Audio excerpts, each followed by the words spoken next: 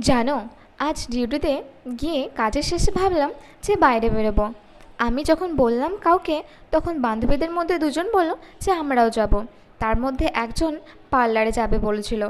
তার জন্য আমরা সবাই মিলে পার্লার খুঁজতে লেগে গেছিলাম।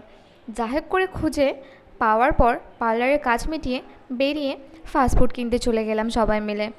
একটু কেনাকাটা করার পরেই দেখলাম প্রচুর বৃষ্টি পড়ছে। কিভাবে যাব?